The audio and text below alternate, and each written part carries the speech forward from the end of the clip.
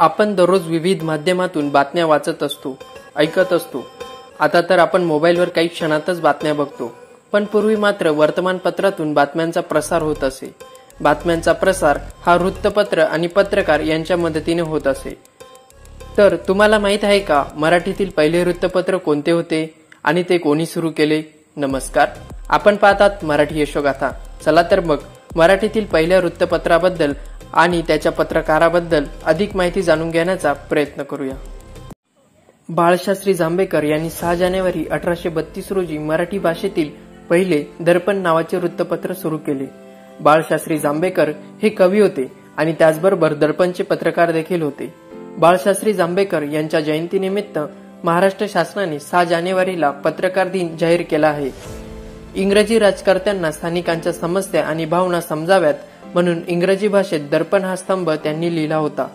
वृत्तपत्र ही संकल्पना त्या काळी सर्वसामान्यांच्या मनात रुजलेली नसल्याने दर्पणला सुरुवातीला फारसे ग्राहक मिळाले नाहीत.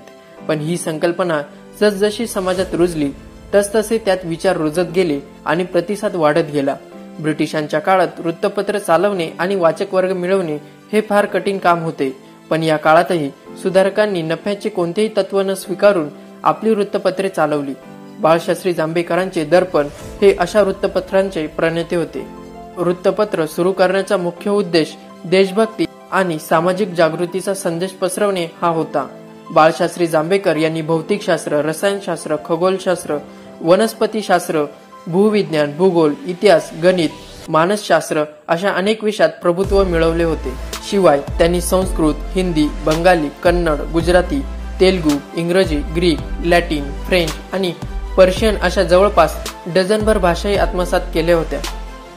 त्यांनी स्त्री शिक्षण, विधवा विवाहाला प्रोत्साहन, सतीप्रथा रद्द करणे आणि अंधश्रद्धेच्या विरोधात लोकांचे प्रबोधन करण्याचे काम केले. दर्पणचा शेवटचा अंक जुलै 1840 मध्ये प्रकाशित झाला. दर्पण हे वृत्तपत्र सुमारे 8 वर्षे प्रसिद्ध झाले. अशा प्रकारे दर्पण या वृत्तपत्राने मराठीतील पहिल्या वृत्तपत्राचा मान मिळवला.